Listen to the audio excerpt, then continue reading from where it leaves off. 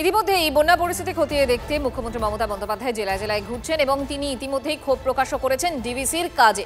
ডিভিসির সঙ্গে সম্পর্ক ছিন্ন করার পথে রাজ্য এবার। মাসকট স্পিন কন্ট্রোল ল্যাবের পরীক্ষায় এটি প্রমাণিত। কেয়াসেট আলোপেক্স পেন্টা অ্যাক্টিভ নতুন চুল গজাতে সাহায্য করে, চুল পড়া বন্ধ করে। Keya Seth alopex penta active 10 hair fall প্রবলেমের একমাত্র সলিউশন। যে কথা তিনি বলেছিলেন, প্রধানমন্ত্রীকে চিঠি মুখ্যমন্ত্রী মমতা বন্দ্যোপাধ্যায় রাজ্যকে না জানিয়ে জল ছাড়ার অভিযোগ ডিভিসির বিরুদ্ধে।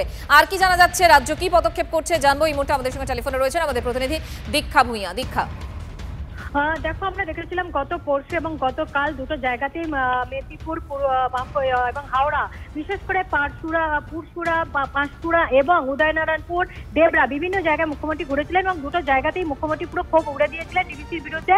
তার কারণ ডিভিসি তিনি যেটা জানিয়েছিলেন 5 লক্ষ কিউসেক করে জল ছাড়ছে, অথচ ডিভিসির সঙ্গে তিনি সম্প্রতি কথা বলেছেন ডিভিসি চেয়ারম্যানের সঙ্গে, কিন্তু তারপরেও দেখা যাচ্ছে ডিভিসি কনস্ট্যান্ট জল ছেড়ে যাচ্ছে।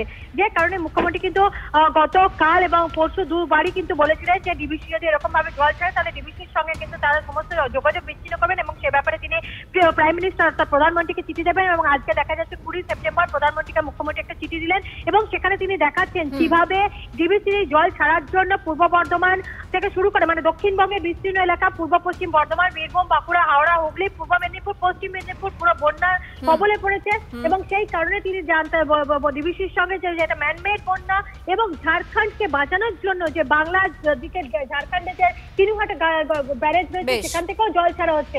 ফলে ডিভিসির সঙ্গে যিনি যেটা মৌখিকভাবে বলেছিলেন সংবাদ মাধ্যমের বেশ দীক্ষা, আপাতত তোমাকে ধন্যবাদ। অর্থাৎ রাজ্যকে না জানিয়ে জল ছাড়ার অভিযোগ ডিভিসির বিরুদ্ধে নজিরবিহীন এবং অপরিকল্পিতভাবে জল ছাড়ার অভিযোগ করেছেন মুখ্যমন্ত্রী মমতা বন্দ্যোপাধ্যায়। কি বলেছিলেন তিনি শোনাই আপনাদের।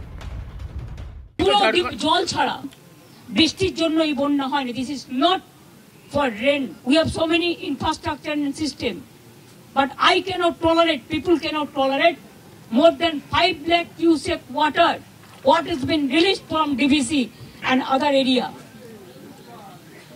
The capacity of DVC dam, it came down 36% only.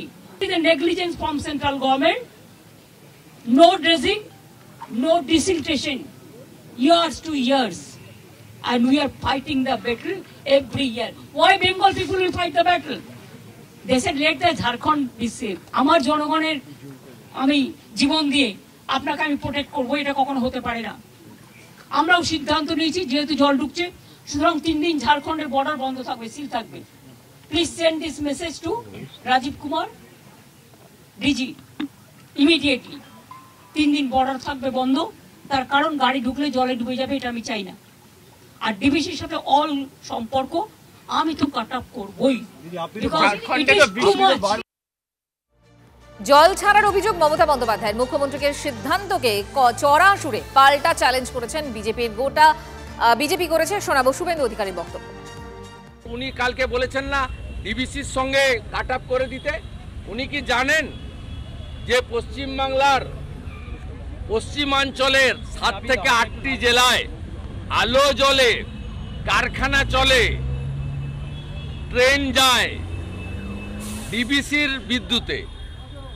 একটা পাওয়ার প্ল্যান্ট করতে পারেননি, 1 ইউনিট বিদ্যুৎ নতুন করে জেনারেশন করতে পারেননি, ডিভিসির উপর নির্ভর করেন, আবার ডিভিসিকে সঙ্গে সম্পর্ক কাট আপ করবেন বলেছেন।